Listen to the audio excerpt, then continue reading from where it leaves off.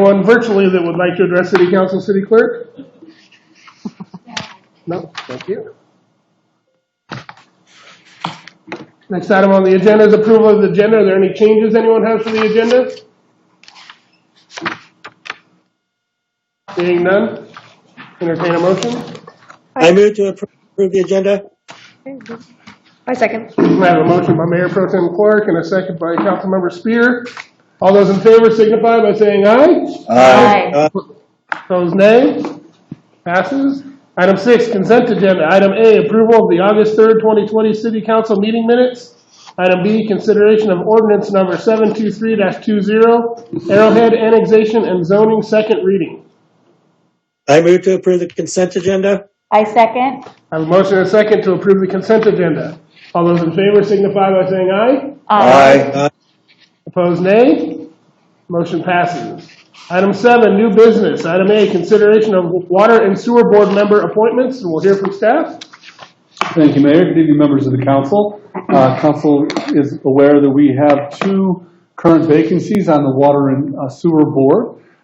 We fortunately have 2 very qualified applicants for these spots. I will very briefly mention, since with one of our candidates, Michael Tiener, I believe that's how it's pronounced, had applied for the Planning Commission directly and had expressed interest in other boards and commissions. The council has met him and had an interview with him. Our second candidate, Brett Bloom, submitted an application for the Water and Sewer Board. The council received Mr. Bloom's application under separate email. While the information is not confidential, we did want to limit personal information out there about Mr. Bloom, but for the benefit of the council and the audience, I will mention that Mr. Bloom has decades of municipal experience ranging broadly from police officer to water and sewer operator to public works director and assistant town administrator for various communities in the northern Colorado area. So staff feels that Mr. Bloom is very qualified. We submit Mr. Bloom and Mr. Tiener to the council as applicants for the 2 vacancies on the water and sewer board, and that concludes council's remarks. Thank you, Jim. Any questions of city staff? Mr. Bloom is here also. I have none. Seeing none, I entertain a motion. Go ahead, Fred, did you have something? I'm just glad to hear that we've got some real qualified applicants to fill those positions. Anyone else? Yeah, I want to say these 2 individuals are great applicants. I know Michael Tiener from when we did the Planning Commission interviews. He interviewed great. He's got a lot of enthusiasm, and then Brett Bloom, with all of his experience, are going to be a great addition. So I'm all for this. Yeah. Any other comments or questions? Seeing none, I'd entertain a motion. I move to appoint Michael Tiener to the Evans Water and Sewer Board for a term to expire on June 30th, 2023. And I move to appoint Brett Bloom to the Evans Water and Sewer Board for a term to expire on June 30th, 2023. Second. I have a motion and a second to appoint Michael Tiener to the Evans Water and Sewer Board for a term to expire on June 30th, 2023, and to appoint Brett Bloom to the Evans Water and Sewer Board for a term to expire on June 30th, 2023. All those in favor signify by saying aye. Aye. Opposed, nay. Motion passes. Mr. Bloom, if you'd like to come up, I got a certificate here for you, sir. Photo up. We'll get this one to Mr. Tiener. Photo up. Photo up. Thank you very much for your interest in helping our city out. We're really looking forward to working with you. And I also sit on the Water and Sewer Board. I hope you live in there. And I will see you Thursday. Yes. Thank you very much. If you have anything you'd like to say, you're welcome to. If not, no pressure. Thank you. Thank you.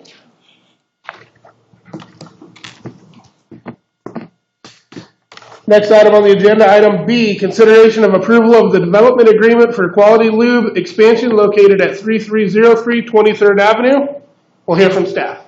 Thank you, Mayor. For this item, I will ask our Community Development Director, Ann Bess Johnson, to summarize the development agreement, and we'll ask for council consideration.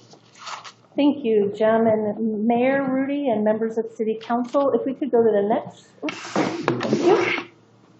On the next slide, if you will remember back to June 16th, I know it doesn't seem that far away, but council did approve the application for an expansion of Quality Lube, which is on 23rd Avenue, to the lot to the immediate west.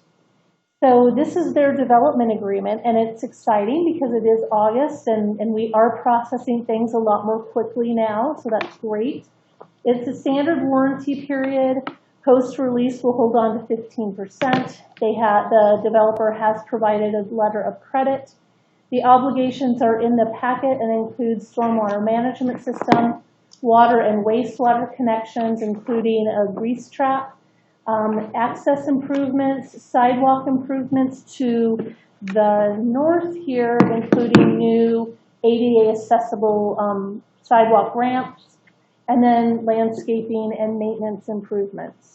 So nothing out of the ordinary with this agreement, and we're seeking your approval. And that concludes staff comments. Questions of staff or comments?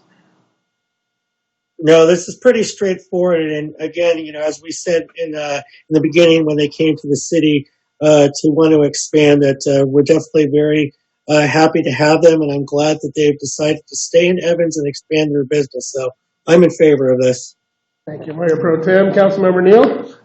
I agree with Mark entirely. I'm very happy to see some of this vacant lot land that's historically been pretty weed prone by over the past 39 years to be developed and be put to more useful purpose. Thank you, Councilmember Neal. Any other comments or questions? Yes, I'm sorry. Yes, no problem. When you talk about the warranty period for 2 years, is that the time that we are going to be involved in this agreement? So if they don't start building in 2 years, they'll have to come back to the table?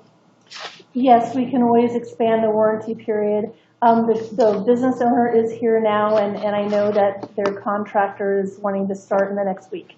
Yeah, I just wanted to make sure that we weren't approving something that, today and still looking at that weed patch, 2-3 years from now, and maybe have different standards in 2 or 3 years that we need to address. So I know that you said that they were here and they're happy to build, but, something might happen. Yes. And I just want to make sure that we have something to protect the city in the future for that. Correct. So the land use as approved is vested for a period of 3 years, and if they would not make any strides forward in implementing what was approved in that 3 years, they can come and ask us for revesting, or they would have to come back and redo their special use permit for the land use and the development and the design standards. For the obligations, they are the warranty is posted for the public improvements as well as the on-site water and the irrigation improvements. So once the city has signed off that the improvement is completed, then we have that period where an additional 15% is held in collateral in case something would have to be replaced or in case they would leave, then the city could go back in and do the replacement as needed. Yeah, I just kind of wanted that on record too. So, No, perfect. and I agree with the rest of my council members that I'm very happy to see that there's going to be more developing there, and I'm glad the business is doing well. Councilmember Neal?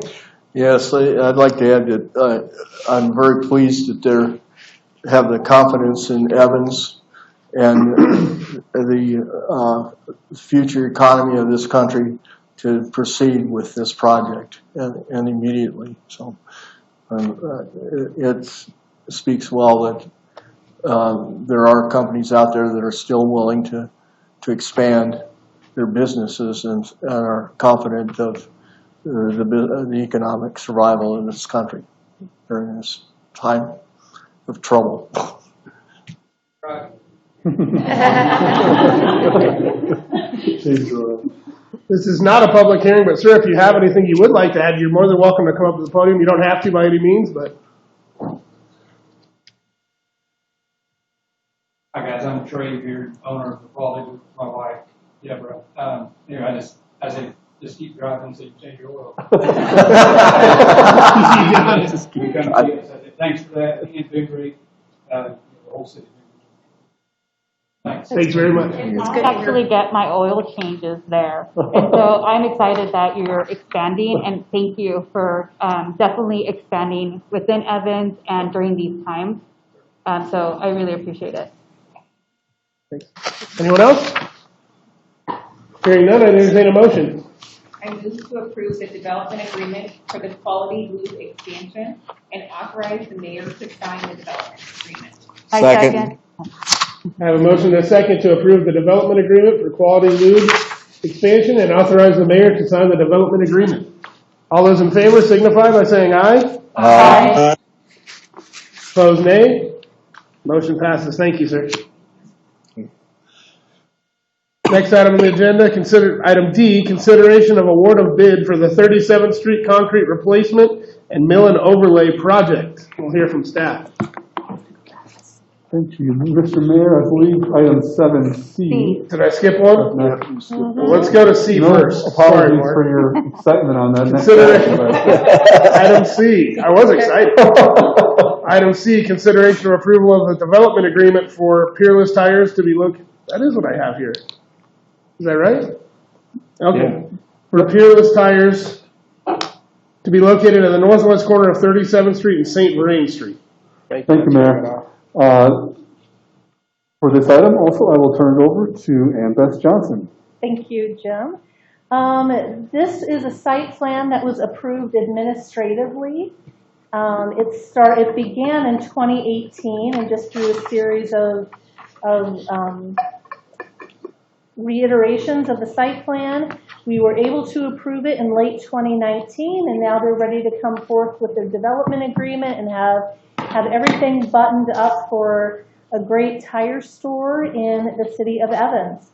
Again, it was approved administratively through that site plan review process. This is a process established for land uses in Evans, and this particular site plan, St. Vrain is over on your right or to the east. 37 is right along the south, and City Hall is right about here. So you'll be able to look out and see Peerless Tires there. They do have landscaping going around the perimeter. They will have a water quality feature in this corner, a new street light on St. Vrain, as well as a new street light here on 37. The standard warranty is 115%. Post-release, the city will retain 15%. They did provide cash to be held in escrow. That's already been set up by finance. The developer's obligations will be stormwater management, water and wastewater connections, access improvements, landscaping and irrigation maintenance, street lighting, sidewalk improvements, as well as that fence along the northern property boundary because it is contiguous with a residential area. And that concludes staff comments. The developer is not present, but I'm happy to answer any questions that you might have about the development. Thank you. Questions or comments? Councilmember Neal. Well, I have very mixed feelings about this development because I'm friends with several of the employees at their downtown Greeley location, and they've been very concerned over the last year and a half about this development. That I realize why the company's doing it, because they lease the land in Greeley and they own the land here, which I still think is a great idea. I back in the 70s when they were pushing the tax advantages of leasing. I was never much in favor of that in my accounting classes, but that was a big thing back then. But they are concerned that they're going to lose some of their customer base in Greeley if they move down here, and are worried about their jobs naturally. So I think this is a great project, and if I remember from the site plans there, they are going to do indoor bays, inside bays rather than outdoor work. All their work outside like they do in Greeley. Most all their work is done outside. As far as lifting a car and removing the tires, and then they bring them inside a small room down there to disassemble and reassemble. And Councilman Neal, if I may, some of their work will be done outside at this location as well. They will have a showroom at this location, and some of the work, if not the majority of it, may be done outside at this location. Okay. Well, is there an understanding that this would have some indoor, where they have no indoor place for lifting a car and removing the tires? So if that, I'm sure, may be much more desirable for them in the long run. But I'm very pleased that we're getting a nice facility, and we've got another historically 39-year weed patch that's going to be developed, and I'm very pleased with this. Thank you. Councilmember Neal, other questions or comments? Councilmember Mortensen? Ms. Ann, I have a question that maybe you could clarify for me. It looks like there's going to be some type of access on the west and on the north, but you said there's going to be a fence on the north. What about on that west between the entrance and then to the north? Yes, along there to the north of that. Yes, ma'am. Is there going to be a fence or something? The reason I ask is that if they put any overflow items or anything there, if we can see it from 11th, that might be a bit unattractive. And it may be on there, I just can't tell myself if there's going to be a fence or something along that line. Yep, thank you. So there's a fence just along this line, but all outside storage does need to be screened from view. Okay. So they have, the majority of their storage will be indoors, and then this is a little screened area, and this is a screened area as well. Councilwoman Mortensen, this will be a shared access between the U-Pumpit, and then this will be an access on St. Vrain. So there will be no access to go across. But there will be something along that line that you were just at that very end, on the west side there, north of the U-Pumpit. I'm going to blow the site plan up just to confirm. Okay, sorry, that's what I can't see, I'm sorry. Peerless Tires owns U-Pumpit also. So Then, they own right. U-Pumpit. Right, but like I'm saying, I just don't want to have some unattractive things hanging out where people can see. Right. Yes, like along that line, yes, Ms. Ann. Right, there's no screening intended along this sight line. Okay. But again, the outside storage will not be allowed, and they have to screen outside storage from views. And there are some utilities running in this line, so it made it complicated for them to do landscaping. But we definitely will watch to make sure that it stays in nice condition. Councilmember I Spear? guess my concern is, to the north is residence, is it apartment complexes right there? I will look on the map for you right now. I do believe that there's apartments. They are complexes to the north of that, yes. Yeah, I guess I'm concerned about the noise level that these people are going to be strapped with. And I appreciate somebody being able to run a business and do what they you know, what they would like to do with their property.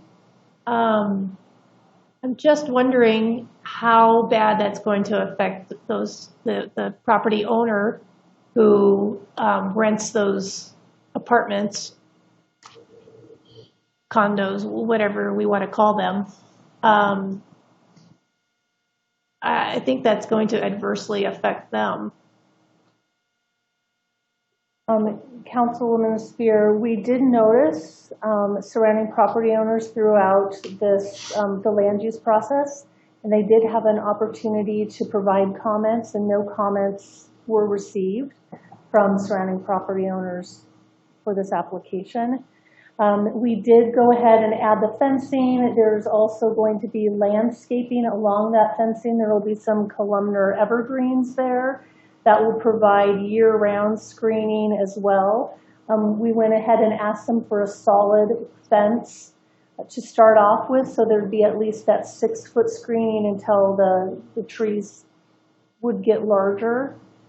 Do we have information about intended hours of operation? Yeah, that's my next question. Thank you. Sorry, Councilman. Mr. Beckenberg. I can find the intended hours of operation from the site plan. I mean, certainly if application. they're done by 10 o'clock at night and they have a quiet time, they probably don't open till 7 or 8 in the morning. Most Peerless Tire stores are open usually till 6. Okay, Yeah. yeah. So that would be okay. I mean, most people would like to sleep through the night and not hear the tires being changed out there. So in that area between the building and the north fence is where they're intending on doing their outdoor. Yes, on the north side of the building between that and where the fence is, that will be their outside work area, so that the work area is screened from 37. Okay. Yeah, I just wanted to point out that I did have concerns for the neighbors for And I'd be the happy noise. to provide you with information regarding the hours of operation. Got the answer. Teamwork. So Monday through Friday, it is 8 a.m. to 6 p.m. And Okay. Saturday, it's 8 a.m. to 3 p.m. So no work on Sunday. And thank you, Lauren Richardson. All right, thank you. Yes, thank you. Other questions or comments? None. I have none. Hearing none, I'd entertain a motion. I move to approve the development agreement for the Peerless Tires facility and authorize the mayor to sign the development agreement. Second. I have a motion and a second to approve the development agreement for Peerless Tires facility and authorize the mayor to sign the development agreement. All those in favor signify by saying aye. Aye. Opposed, nay. Motion passes. Now, item D. Consideration of award of bid for the 37th Street concrete replacement and mill and overlay project. And we'll hear from staff. Thank you, Mayor. This is a project that's been quite a while in the making, and I'm going to briefly describe the project scope and the evolution of our cost estimate and budget, and then I'll ask our city engineer to speak to the bidding process in more detail on the project. I'm going to also ask our contract project manager, Bill Renz, if we can, sorry to put you on the spot, Bill, but if you wouldn't mind joining us at the staff table. Bill works for Ditesco and will be, along with an associate, the day in, day out project managers on this project. So if Bill could join us, that'd be great.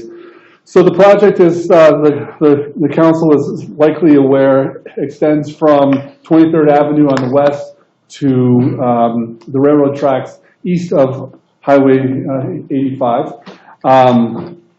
The work is more than just an overlay project, although that's been our shorthand for what the project is. It involves fairly extensive concrete work, along with milling and actually reconstruction of several parts of the road, and then the asphalt overlay at the end is really what we're all looking forward to, but it's probably not the most involved part of the project. I want to speak to the cost for just a moment before I turn it over. The budget for this project had been $1.8 million. It had been based on a 2016 estimate of the just standard costs for mill and overlay projects. But as design and geotechnical analysis was occurring over the past few months, the team recommended to me, and I'm recommending to you, that there is really extensive reconstruction work in various portions of the project that these gentlemen can certainly speak to, and that for the city to get the best value for the project, we really do need to do that work and not just do a standard mill and overlay on the project. So again, they can speak to more of that if there are more questions. But that more extensive reconstruction really drove our current project estimates, which with a 10% contingency comes to approximately $2.4 million. That project cost could be covered with some of the savings that we've seen on other projects this year, namely the bridge over County Road 396, and also the savings we now expect based on the bids for 47th Avenue and 23rd Avenue. Even with contingencies, we feel that we'll have savings that will cover the extra cost for this project if council chooses to make that investment in the higher quality for portions that need it. With that, I'm going to turn it over to Mark, who can talk a little more about the project, if there are key points that I missed, and the bidding process, and then perhaps Mr. Renz can just speak to Ditesco's role and kind of view of the recommended bids, since they'll be managing this contract as it completes here in the next few months. Mark. Thanks, Jim. Good evening, Mr. Mayor, members of council. So with this project, as discussed, we're going to be coming in and you're going to see the first phase will be concrete removal, because we'll get that done, and then the mill and the asphalt removal will follow, and then as Jim said, the final overlay will overlay the entire road. It's going to be a very intense schedule, and we're working with everybody who might be affected. We're talking to the school district. We're talking to everybody who might be affected as far as traffic. We're going to maintain traffic throughout the project in two-way traffic all the time. So they'll work the south side of the road. All the traffic will be on the north, and then we'll flip it over. So we've been planning through this throughout the design and working through this. As Jim said, there are sections of the road, mostly the eastern end of the road, that are in really bad shape. And to just put 2 inches of asphalt on top of, after taking off 2 inches by milling, wouldn't last us more than 5 years. So we're looking to last a little bit longer than that after we spent a lot of time beating it up, putting in the utilities. So we'd like to see that road to last a lot longer. So Ditesco, as part of their earlier service during the design, they actually walked all the road and they marked out the areas that were in the worst condition, the areas that need to be dug out and basically rebuilt from bottom up. So bringing in base and then putting in asphalt. We worked out the materials and paving and all that good stuff with CDOT, because this project is CDOT funded. We got the concurrence to bid, we got the concurrence to award from CDOT, so they're all on board with us on this project. To get to the nuts and bolts of the project, as Jim said, the project total cost, including what we've done to date, is estimated at $2.4 million.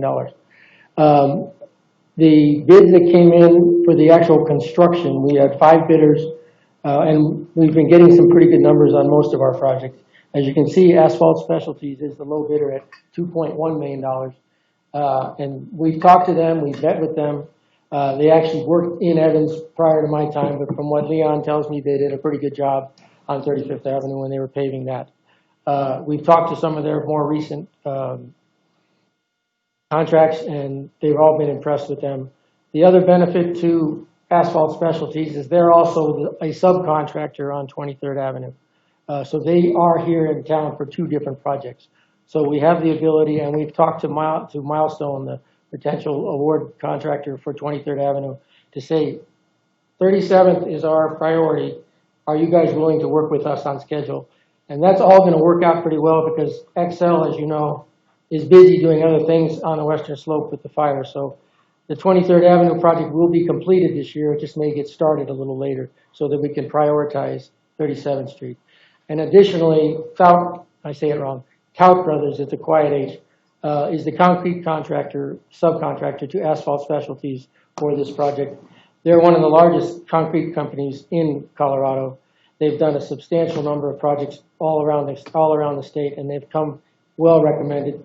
They are also going to be working on 23rd Avenue. So again, we have two very well experienced and large contractors coming to Evans to work on projects for us. So I think we can expect to get a pretty good project out of for both projects. Pretty good product, I should say. As Jim said, we have more money. We have savings. We had approximately $380,000 in savings that was from what was budgeted for the County Road 396 bridge.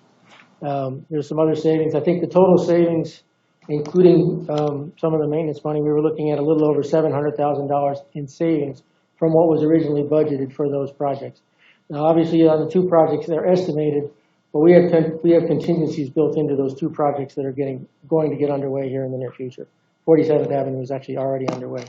So we think we have the money within the city's budgets to cover this additional cost, and we think it's well worth the money to get this road built so that it lasts a lot longer than 5 years.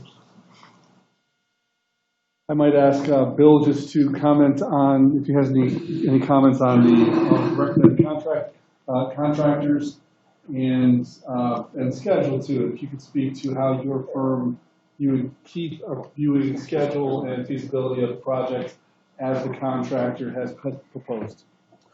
Thank you, Jim. Thank you, Mayor and City Council. It's a pleasure to be back here speaking before you today and to say a few remarks to that. We were happy to see where the bids came in at based on the amount of work we're trying to fit within this project. We did look at trying to evaluate different alternatives to provide an overall approach as a combination of mill and overlay and full reconstruction, absolutely where that is needed, but to minimize the more expensive, more intense work as best we could. So with those bid amounts and the low bidder, we are confident based on their prior work, talking to other owners and contractors that have worked with Asphalt Specialties, that they are capable of providing that amount of work in this amount of time, time being one of the biggest considerations here to get it done this year. We did have a good relationship with CDOT through the bidding process and design, and I thought that worked pretty well, and so we do sit here with concurrence to award. We, Ditesco, and myself do absolutely recommend award to Asphalt Specialties as the prime to do the work. We are looking forward to sitting down and getting into some more detailed conversations with Asphalt Specialties. We've seen a preliminary schedule from them that shows them finishing really close to the deadline for substantial completion, which is the beginning of December. So they are saying they can do it, and we think they are capable of doing so as well. Anything else, Jim? That concludes staff's remarks. Questions of staff or comments? I have a couple. Go ahead, Mark. So, why I'm glad that we identified, some of the problem areas and everything like that. So I'm glad that we're going to possibly spend the additional money to make sure that we provide, a good product to our citizens out there, since we're going to do an overlay on that project, and make sure in a couple of years from now we don't have to go tear it up because of bad substrate under the ground. My concern is from what I understand, you said that this project will get done this year. Is that for sure, or are you guys being optimistic? Because my point is we've promised this road for a while. It should have been done quite a while ago. We're going to try to get this done this year. Is that really obtainable to get that done this year with everything going on, the asphalt plants, weather possibly interfering with? I just don't want to be in a position where we're saying it's going to get done, but then it doesn't. So are we really confident that this will get done this year? Thank you, sir. I'll speak to that. Based on the work as scheduled by the contractor and the tonnages per day, and looking at that schedule, We believe in a regular weather year, that certainly gets done. I think we have a little bit of room for some weather impacts. If it was an unusually wet winter, that may change that. But based on those reasonable tonnages and their workforce, they should have a little breathing room to account for some unusual weather. So we are fairly confident that we will get it done this year. And I believe this, if I may, you might comment on how this kind of squares with some of the early work that you did with Keith to kind of scope out what timeline. Sure. And this is close, if I'm not. It is, yeah. The actual contractor schedule is pretty close to the preliminary job schedule we provided several months ago. I think it was probably in spring of this year, so that is not unusual. We were planning on a competent contractor with sufficient workforce to put down a little more asphalt than an average contractor would. And so this definitely does square with that. We do take measures to track progress very proactively. So if they are slipping in terms of tonnage per day over that span, we're able to help them catch up and enforce some of the contract clauses in the CDOT specifications that allow us to push them a little bit harder to get that work done. So we'll know in real time how they're doing, how they're tracking to the schedule, and we'll be able to enforce that. So refresh us on when the completion date is estimated to be? End of the year. December 31st. So substantial completion, December 31st, final completion, December 31st. So substantial December 4th, right? And then and final December 31st. And Okay. What is substantial completion, we defined it as basically all of the road work is complete, all the concrete curb and gutter is complete. If some of the sidewalks took the month of December to complete, that is allowed per the contract. And final completion is punch list done and contractor is demobilizing offsite by end of the year. And are you guys including painting? Yes. Yes. And so that's final too? That's part of substantial. Okay. Yes. I'm sorry. Mayor Pro Tem, did you have anything else? You said a couple questions. Nope, actually, she had my questions already answered already. Okay, thanks. And I would like to ask, like, what is the, again, you might have mentioned it, the anticipated start date? Substantial completion is. Start date. No, the start date. Oh, Yes. if we award tonight, we'll be planning on starting the week of the 24th. August 24th? Next week. Okay. So based off, so if we were to start, let's say September 1st, will we still fall in line with the final date, December 31st? Yes, it eats up a little of the float time that we have in there for weather, but yes, that still works. Okay. I'm just making sure, just because it's getting close. So 24th, okay. I have a question about the two-way traffic. That's what we were told on the undergrounding the utilities as well. And then they got backed up a little bit, and we were told the only way we can get it done is to block off one lane and have it down to one direction. Is that going to happen again, or are we going to be able to tell our citizens, you can go east and you can go west, and we're going to keep it that way? You should, we should, because let me, they're going to work the south side of the road, and I'm assuming they're going to work from 23rd east, and then they'll go back from the highway on the east side and come back west. So the work will proceed east with the concrete removal side, the curb and gutter, and then as they get to a certain point, then the asphalt removal and will continue. So the work will be contained within one half of the road, and the other half of the road will be travelable for two-way traffic. The reason we had issues with the utility installation is because the trenches were collapsing, and there was a serious potential, and we were in the middle of the road. I understand why it happened, I'm just saying we were told. Right, and I think we've been working with that, and we told, during the bid process, we told them that they needed to maintain two-way traffic throughout the project. So they did it based on that theory. So that obviously increases the cost, because it takes more traffic control to maintain that. Councilmember Spear. So based on what you just said there too, when we do the mill and overlay, does that go down to the sub-base? Because I know that we also had problems with the sub-base and the sand and the dirt that was underneath there. Are we gonna go, does that go that far down? Are we going to be having any problems with that? Touch that one. Excuse me. No, ma'am. The mill and overlay portion will go just 2 inches down. We'll still have asphalt. That'll happen towards the latter stages of the project. And for traffic running on that, that would be for a shorter period because the contractor does have to maintain that surface.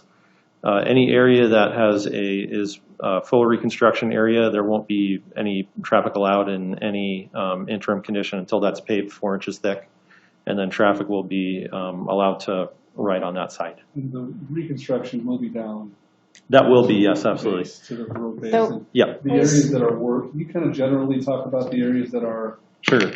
worse, and we'll have that because we are aware of some of the soils issues that we had last year with the. Sure. That's correct. So the work entails excavation, and I guess you could really say for the majority, it's from right here on 37th East to the railroad tracks. And so the work entails digging to subgrade, reclaiming or reconditioning underneath. So it's about a foot depth roughly, reconditioning, and then compacting newly placed base course. And then they'll maintain that base course surface, and we believe we have enough slope in that compacted surface that we shouldn't have weather issues with that. As you can tell, we've had a lot of experience with road work.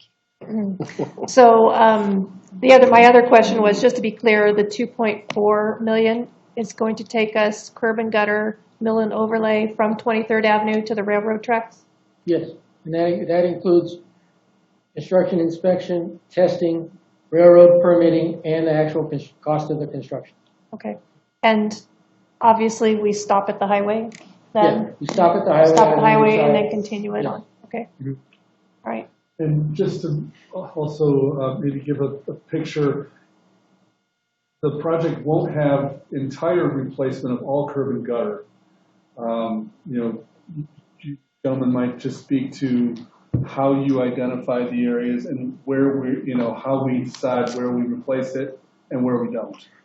Last year, when we were completing the utility work, we went out and marked the areas, the curb and gutter and sidewalk that are either damaged, cracked, broken, creating a sump condition where their drainage is not functioning, particularly right out at the back entrance to the facility here is one area, pans that are broken. So those areas were marked, and those areas were documented and put on the plans, and that's part of the tally. And then also every intersection that has an ADA ramp that is not currently compliant, that ADA ramp is being reconstructed. The concrete work will start with the curb and gutter first, because we have to do that before we can put any base or asphalt down. And then we'll, like Bill said, we'll come back and be working on the sidewalk areas that are heaved, broken, areas that are where we can close existing accesses that are no longer usable. We will close those and just put in your typical vertical curb, gutter, and sidewalk. Where there's an existing access that needs to be replaced, it'll be replaced in kind. Thank you. So just so I understand, will we be starting with the areas that need to be dug out all the way to substrate first?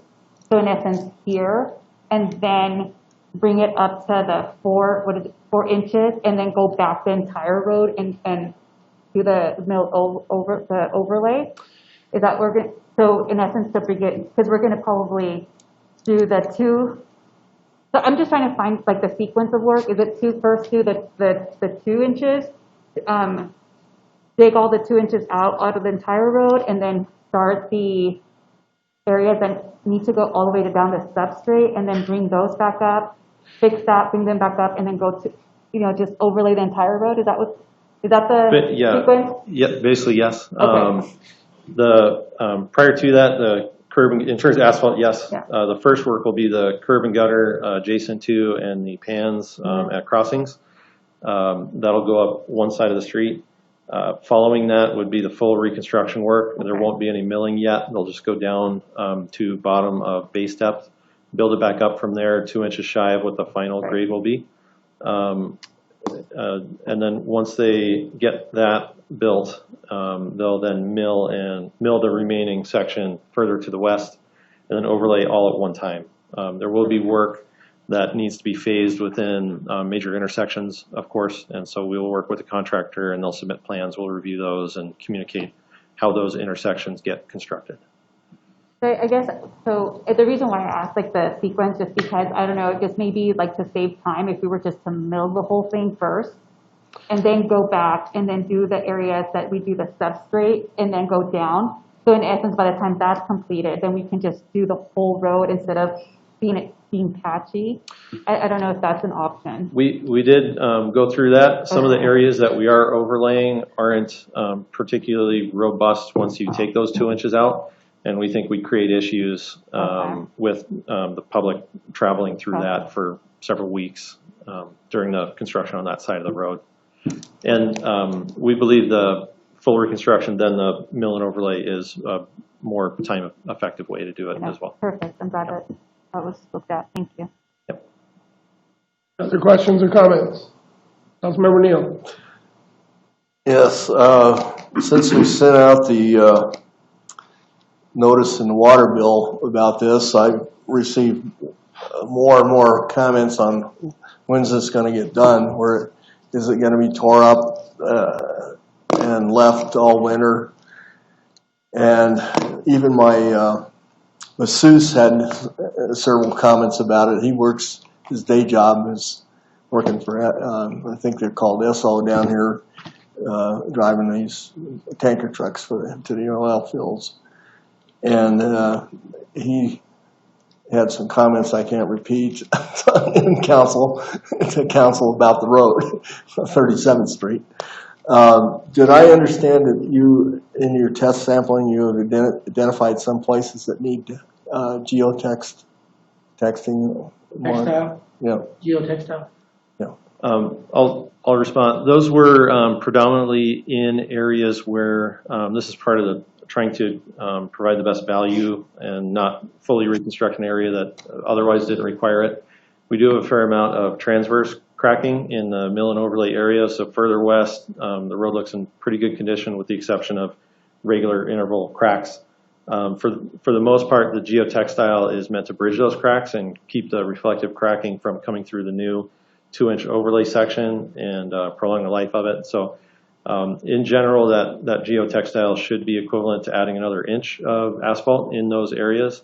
So we try to use it judiciously to address those specific portions of the roadway. Where we do have an allowance for if we do encounter unsuitable materials in certain areas to handle that within the contract to a certain extent. And we're confident in that number based on the geotech report. Any other questions or comments? I think, just from my perspective, my concern is kind of with the mayor and Mayor Pro Tem Clark that walking through timing and under promise and over deliver and not the opposite. As a parent, knowing that I have to drive that to take my kids to school, and there are several parents that do the same, Dos Rios, Chapelo, Centennial, that will be affected by that. It would be great to have it done as timely as humanly possible. We have enough challenges this year with our kids going back to school that it would be fantastic to have that taken care of. I think my other concern from that perspective is probably more along the lines of those children walking home from school or trying to walk somewhere to meet a parent because pickup's a little bit different, and just ensuring that we have appropriate accesses for them to get where they need. Anyone else? No other questions or comments? I'd entertain a motion. I move to award the 37th Street overlay project to Asphalt Specialties and authorize the mayor's signature on an agreement in the amount of $2,112,665.85 with a not to exceed amount of $2,323,933. I second. I have a motion and a second to award the 37th Street overlay project to Asphalt Specialties and to authorize the mayor's signature on an agreement in the amount of $2,112,665.85 with a not to exceed amount of $2,323,933. All those in favor signify by saying aye. Aye. Opposed, nay. Motion passes. Thank you. Thank you. Thank you very much. Thank you. If I can have just a second while Mr. Overschmidt is here. We were I'm not talking. leaving. Okay. But I know we're talking about roads and resurfacing and everything, and I just want to publicly apologize to him because I did mention last time that a road on the east side of town had been crack sealed, and I think it had been chip sealed, and I want to apologize for the difference in the my questioning because of terminology. So thank you very much. I just appreciate you checking those things because any extra set of eyes never hurts. Yeah, and I just want to make People sure. people that drive it every day see it more than I do. Right, and I saw that done, and I was thinking that it was one thing, and it was another thing, and so I do want to apologize because I know that I kind of got after you a little bit, and I want to apologize in front of everybody and on public record. So thank you very much. I Thank you, and appreciate the work that you I thank do. you for doing your job. I appreciate that. Thank you. Yeah, I went over and checked it too, Mark. I knew it was. All right. Consideration of award of bid for 23rd Avenue Extension Project. We'll hear back from staff. Thank you, Mayor, and since he's sitting right here, I will ask our city engineer, Mark Oberschmidt, to provide a recap of the project and discuss the bid summary and recommendations. Thank you, Mayor, members of council. This project, as you know, the southern portion of 23rd Avenue is now paved. We're waiting to get some striping on it so that we can open it up to traffic to come into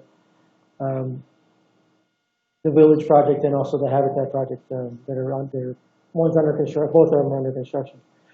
This project has about $900,000 budgeted for it. We've completed the design. We had 7 total bidders, which that was exciting. We're getting a lot of interest in Evans. I'm talking to a lot of different contractors, and Evans has projects that are happening, and so they're looking at us as possible. And we have potentially 2 more projects that we're hoping to put out to bid later this year. We had some newcomers into the area. Milestone Companies is the apparent low bidder. I'd never heard of them, and I've been around here for over 30 years, so I reached out to a lot of different people, and still wasn't quite sure. So we actually met them out in the field, and we talked to them about their experience and where they worked and the work that they can do. And we looked at the project, and we walked up and down and said, "This is what you guys are dealing with. How do you propose to do this?" And their sense of the project, their attitude toward the project, their approach on the project, and how to get it done efficiently and quickly was amazing. And then I reached out to several of the employees at Milestone up in Washington with the Washington Department of Transportation. I finally got a hold of somebody from the Washington Department of Transportation and talked to him in person about their experience with the president of Milestone Companies, and he had nothing but good things to say about their work ethic and the product that they put out in terms of projects. Again, on top of that, their asphalt subcontractor is Asphalt Specialties, and their concrete subcontractor is Tout Brothers. So they have 2 very substantial subcontractors on the job. They're doing most of the demolition work. They're also going to install the water line and do the grading of the overall site. We're looking forward to working with them. I've got a good feeling. I think we'll get a good product out of them. Their bid was the next lowest bidder was about $40,000 more. We considered them because Mountain Constructors has done some good work for us over the years, but we decided that this would be the better recommendation for this project. And I'd be happy to answer any questions that you might have. Questions of staff or comments? So you do feel confident that they will be able to complete the project? I mean, I know you said we've worked with Mountain Constructors before. Their bid came in a little bit higher, but we have done work with them before, and the work has been adequate. So you're comfortable with them, even though they haven't really done much work in the area, and they've done it pretty much out of state? Yes, I am, and I think I've talked about it with multiple contractors, and this is a month to 6 weeks worth of work to complete, with the caveat that we have to wait till XL moves its pole at the north end of the project. And right now, XL is on the western slope, so we're not 100% sure when that's going to happen. So I'm working at least weekly, checking in with XL to find out when they'll be able to move the pole. We originally had anticipated them moving the pole towards the end of September, but now we're looking into the middle of October, potentially. But at this point in time, it's up in the air. But we will get this done before the end of the year. Yes, sir. Okay, thanks. Councilmember Neal, do you have a comment or question? Yes. I think it speaks highly to the current staff and the city manager that Evans is starting to receive more and more high quality bidders on projects. I know this hasn't been the case in the past, that a lot of people said that there were only certain individuals that were awarded contracts in Evans, and I to get 7 quality bidders on a smaller project like this, I think is great. I mean, better the competition, the more the competition, the better the bids get for us. Hopefully. Thank you. Thank you, Councilmember Neal. Other questions or comments? I have none. I'd like to, yes, I'd like to commend staff for doing their due diligence on checking references and checking these things out in person.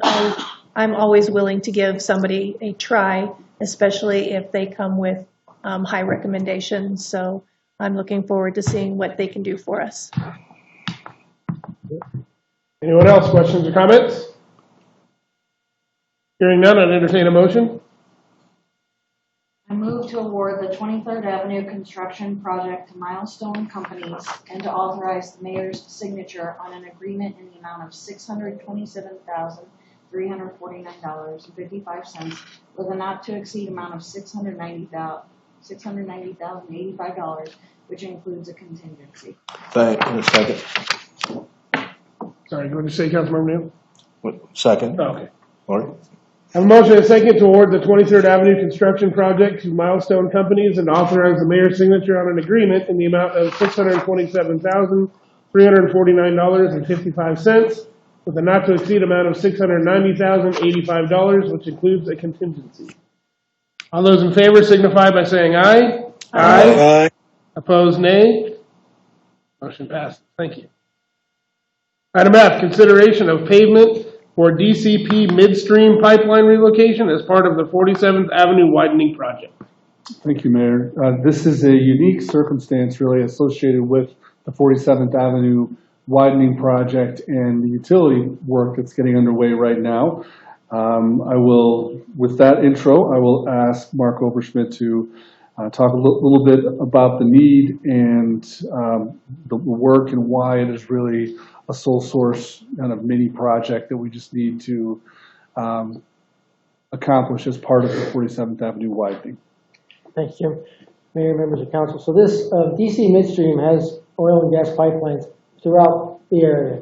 And on 47th Avenue, they have not only underground pipelines, but they have some surface features. I'm not familiar with all the terminology that oil and gas guys use, but these pipes actually stick out of the ground for access for maintenance purposes. And where they're located, just south of Tuscany Street on the west side of the road, is right in the middle of where we want to put our sidewalk and our 10-foot wide sidewalk. We can't move them into the roadway because that would be ugly. So we have to move them out of the roadway. So we reached out to DCP Midstream and we said, guys, you have your pipelines in an exclusive easement, so we don't have any authority over that easement. The easement currently exists in the new right-of-way that we have acquired as part of the project. So we don't have any authority to tell them to move. We'll just say, go move. We don't have that authority, so we have to pay them to actually move their pipes. So I reached out to them, I said, guys, I need a price to move your pipes. And they came back to me with a dollar number of $118,000. And I went back to them, I said, I don't think we should do this, this, and this. And we went back and forth on price, and we finally got it down to $104,000. it's oil and gas. I'm not an oil and gas expert. I don't have any connections in the oil and gas industry. So I think it's the best price we get at this point, and I'm kind of in between a rock and a hard place. And you might explain why this isn't competitively bid like the rest of the project. Well, we're asking them to move their pipeline, so they may have competitively bid it themselves. They're giving us the price that they have. Because somebody else DC Midstream is not doing the relocation of the pipe. They have a subcontractor doing that. They're insisting that we use because they can, so. So this is the price. Since it's over $100,000, it does require council authorization, which is why we're bringing this forward tonight. And it does still, with all the costs encumbered into the project, it still falls within our current budget, including the money that we're going to get, 214-some thousand from Greeley for their portion of the project, the $56,000 from the Wild Horse project. We did not include about $100-some thousand from the extraction site, because at the time when we were putting this together, that was still up in the air. As I understand it, that is likely to go forward, so there's another $100,000 potentially that will come into the pocket to complete this project. At this point in time, the total cost of the project is still under our current budget. Thank you. Questions for staff or comments? Councilmember I have Neal.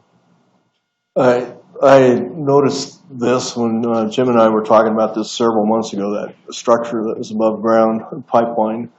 And I think he drove out there and took a look at it. And what I'm curious is, since we had to, I'm assuming we also had to more or less buy dedicated right-of-way for them to relocate.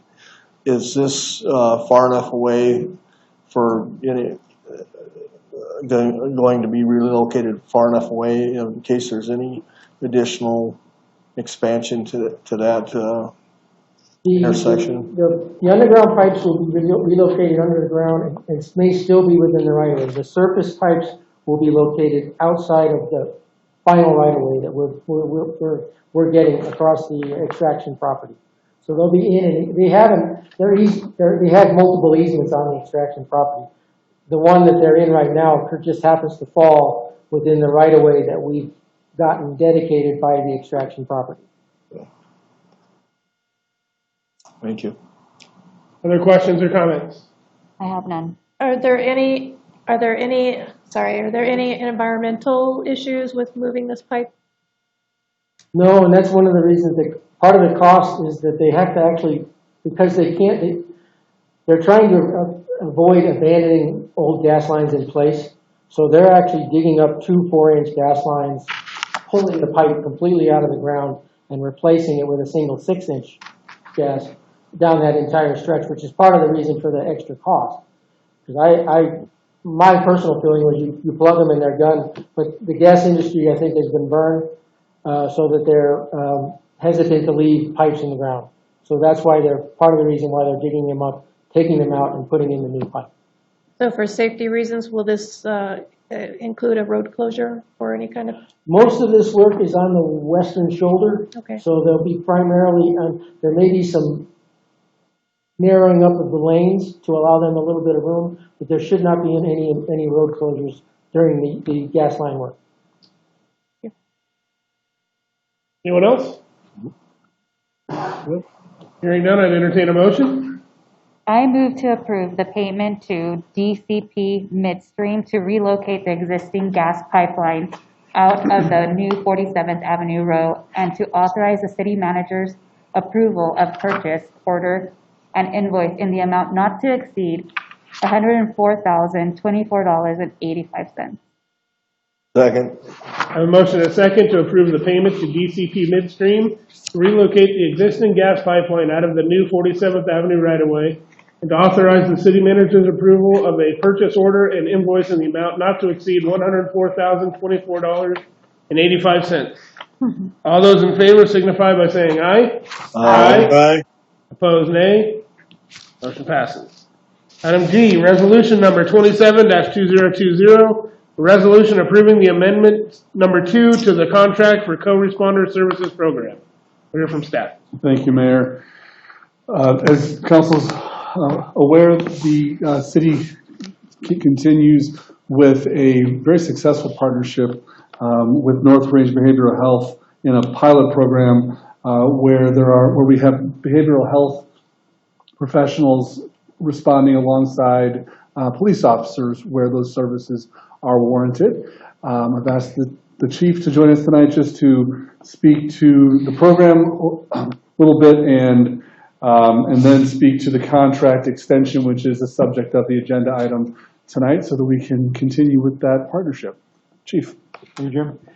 So good evening, Mayor and Council. So this is our third year in this pilot program. We've spent the first 2 years sort of building the program. We're up and running. We're fully staffed with co-responders right now. Greeley has 2 full-time. We have 2 full-time. There's 1 floater in between. So we have co-responder coverage 7 days a week. And we're seeing increasing utilization. It's been quite successful, and we expect this to get better over time. So the item before you tonight is the 3rd year contract. This is just an annual renewal of the program. What's delayed, usually you would see this contract before June 30th, which is the end of the fiscal year for the state of Colorado. But because of the revenue uncertainties due to COVID in Colorado, we were waiting on them to finalize the numbers. So the contract proposal came back a little bit less than what we were anticipating, but not significant. About $15,000 less is all from previous years. That is not going to affect to any degree the functionality of the pilot program. So for fiscal year 2020 through 2021, the state has awarded us $369,075 for the year to run the program, and we anticipate the same amount for fiscal year 2021-2022. So with that, I'd be happy to answer any questions. Questions of Chief Brandt? No questions. No question. Comments? Great. I am excited for this, to renew this. I think that program's definitely needed, and just seeing that, the use that we have, and as well as being able to assist with it de-escalating, specific situations that include like mental health, it's definitely needed right now. Just hearing about it and just knowing that we have this type of program within the city is just I appreciate the fact that we're keeping our residents safe in situations that, don't need any force, and it's just, be talking and de-escalation. So I'm for this. Thank you. Any other comments or questions? I have none. Hearing none, I'd entertain a motion. I move to approve resolution number 27-2020. Second. A motion and a second to adopt resolution number 27-2020. All those in favor signify by saying aye. Aye. Opposed, nay. Motion passes. Thanks, Chief. Thank you. Yes. Item 8, report, City Manager. Thank you, Mayor. Just a couple updates. The council has heard about the FEMA flood map updates that are happening, and particularly affecting the Riverside neighborhood. I just want to advise council that staff has mailed notices to affected properties. We've also had hand delivery and discussions with many of the residents who are affected. We've had 2 public meetings with representatives of the state staff who have been able to help us answer questions. Those public meetings were via Zoom, and we're planning to send another postcard during September in advance of the new maps, encouraging residents to take the actions that they may need to take depending on given circumstances. So that work continues. A couple of highlights of some of our maintenance staff we don't hear that much about. We have some of the work that's been planned for this summer is jetting a good portion of our storm sewer lines. This is one of the main focus areas of our relatively new stormwater maintenance program. We'll be jetting a a large portion of our lines this year. And then also we are planning to grade the alleyways throughout the town with a heavy focus on the neighborhoods east of Highway 85. We have bids out for both of those projects, and they may not rise to the level of council authorization for those individually, but I wanted council to know that those will be underway soon. And then our operations staff has also had a focus over the last few weeks of removing trash and debris from the right-of-way in various locations, including Brantner Road, 54th Street Road, and also just various locations along 31st Street and 37th Street. And I know that they've been able to collect many loads of just debris and garbage and furniture that had been left on our roads. So we're trying to heighten the focus on those activities. That concludes my report, Mayor. Thank you, Jim. City Attorney. Nothing other than our discussions in executive session. We're just doing more of the same thing we've been doing. All right, thank you. Next item on the agenda is audience participation. Is there anyone in the audience who wishes to address City Council on any item? Is there anyone virtually? Okay, thank you. Next item on the agenda is executive session. I move to go into executive session to confer with the city attorney regarding the possible sale or transfer of property pursuant to CRS 24-6-402, Section 4, subsections A and B. Okay. I have a motion and a second to go into executive session. All those in favor signify by saying aye. Aye. Opposed, nay. Thank you. We'll now go into executive session. Thank you, everyone. Yeah.